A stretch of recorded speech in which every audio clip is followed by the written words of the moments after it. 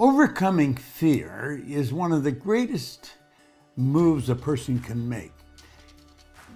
First of all, we have to ask ourselves what causes fear. Fear is caused by ignorance, not knowing.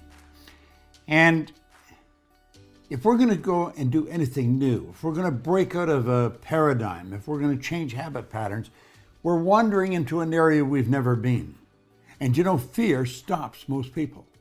A person is putting themselves into a small cell, but it's in their own mind. The doors aren't locked. They can open, and you can walk away to freedom if you learn to overcome fear. When you face fear, it leaves you. Face the thing you fear, and it'll leave you. That's really the secret of it. In fact, if you hold yourself back because of fear, your life actually comes to a stop, because nothing gets better than it is. You've got to be courageous. Now, courageous people aren't without fear. Courageous people are the ones that face their fear. I think Eddie Rickenbacker pointed that out, the great pilot. Don't let fear stop you. Make up your mind you're going to step out and do it. Stop and think of the number of people that are in jobs that they don't like and they're afraid to leave. Or people in relationships that are destructive and they're afraid to leave. This is a terrible way to live, and it's not necessary. It's just caused by ignorance. And when we step out and do something, we gain an awareness. We develop an understanding. And like that, the fear is gone. Make up your mind that fear is not going to stop you from doing the thing you really want to do. Let's look at a simple view of time, right? You have the past, you have the present, which is now, and the future, right? This is a very simplified way of looking at time. Worry and fear only exist in the future. You cannot worry anything about anything in the past. It's already happened, but you can be concerned or fearful of what the consequences that may take place in the future. Fear and worry is future-based. Fear and worry is awareness, leaving the present moment, going into the future, creating a situation that has not happened, coming back to the present and worrying about it. Every time you're fearful or worried, say to yourself, I am all right now. But to understand and overcome fear and worry, you have to understand awareness and the mind. Fear and worry is based on the fact that awareness is leaving the present moment, going into the future in your head, creating a situation that has not happened, coming back to the present and worrying about that or fearing that. So every time awareness goes into the future in an uncontrolled way and creates a situation in your mind, right, that is not wholesome, bring it back to the present and say, I'm not going to let it do it. And that's why you want to develop concentration and willpower, right? So you can keep awareness on what you're doing.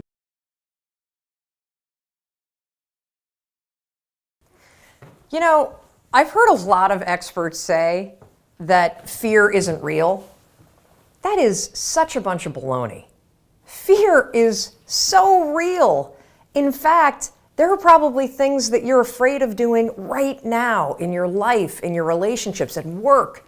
And the fact that you're afraid, that's robbing you of all of the experiences that you want to have in your life. Fear is a physical state in your body that is exactly the same as excitement. Let me say that again. Fear and excitement are the exact same physical state. Your heart races. You might sweat a little bit. You might feel tightening in your chest. You might feel a pit in your stomach. You have a surge of cortisol. It's basically the way that your body goes into a hyper-aware state because it's readying for action. Now, what's the difference between fear and excitement?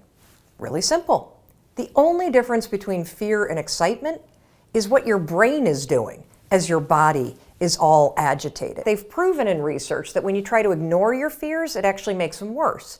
And they've also proven in research that positive thinking alone also can make your fears worse. So, what do you do? What do you do when you're about to go talk to your boss and you feel afraid? What do you do when you have to get on a plane and you're actually terrified of flying? This is how you do it.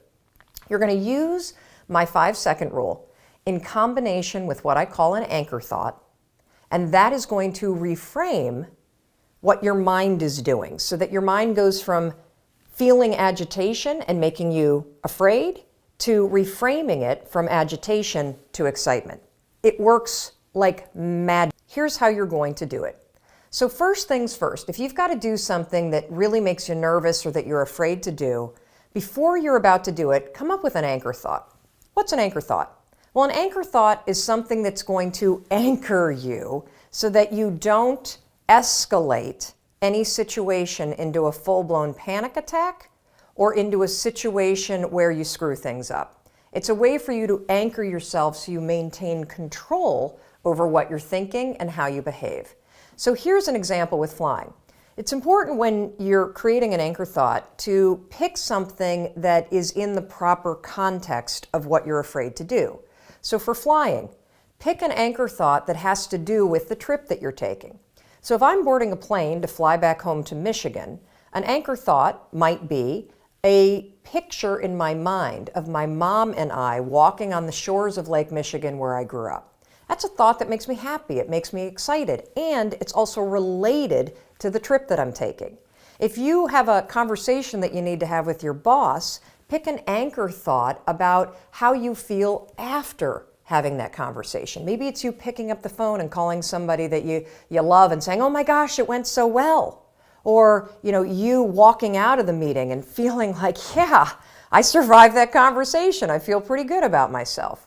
So now that you have your anchor thought, you're ready to beat the fear. How you're going to do it is, now something remarkable is going to happen in your brain. Because you've interrupted the fear, and because you've used the 5-second rule to assert control and awaken your prefrontal cortex, and because you have an image that contextually makes sense to your brain because you're flying to Michigan, you know what your brain does? Your brain goes, Mel's excited to go to Michigan. Because my body is in a state, remember the first fact? Fear and excitement, exact same thing. What's the difference between fear and excitement? What your brain is saying.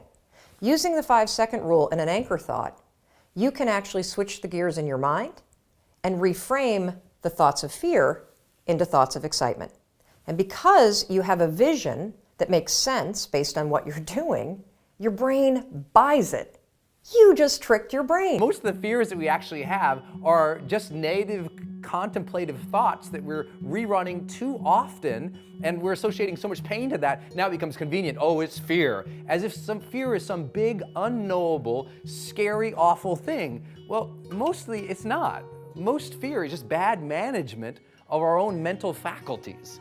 It's not an impulsive physical thing generating in our brain, telling us to, fight, flight, or flee. And the reality is, most fear, once you understand what it actually is, and it usually is a contemplative process, and once they understand what it is, then it's like, oh, we can overcome it. Because what is it then? I mean, what is fear? What are we so scared of? What's going to hurt us? What is this thing that we fear is going to bring so much pain in our lives? Ever thought about it? What is it? What is the thing that we're so scared that's going to bring in all this pain to our lives? I remember figuring this out for myself. And when I did, I wasn't so scared anymore. Because sometimes, the things, once you understand them more, they're not so terrifying. Once something becomes knowable, you can develop competency around it. Once you can develop competency around it, then you can develop confidence around it. There's this old thing in psychology we call the competence-confidence loop. The more you understand something, the more confidence you have in that area. Same thing with anything that does happen to impulsively generate some fear in yourself. Well, now once you understand what it is, you start thinking about all the things that will be positive from that change. And when you do that, you start to master your mind and direct it better. Because you know what? When you're obsessing about loss pain, process pain, and outcome pain, guess what? The more you focus on those, the more you obsess about those types of pain, your brain and your body goes, no, don't do that. I don't want to experience that. Because we've built and we've been gifted with this incredible contraption here that is unbelievably driven to avoid pain. And when we realize that, then we have to stop suffering in our mind and stewing in our mind about the pain we might experience if we do the very things that would improve our lives. You and I both know what would improve our lives. Why aren't we doing it? Because somewhere there, we've probably associated a lot of loss, process, or outcome pain to it. And today might be a great day to sit down and say, what do I really want in my life? Why have I not been progressing faster? And when you start exploring that question of why have I not been progressing faster, you might discover loss, process, and pain at work, and you're going to flip it now and focusing on the gains, the joys, and the positive outcomes. And when you start to do that, you'll find yourself being that joyous master. You'll find yourself getting further ahead in life, and you might just find that life can feel fully charged once again.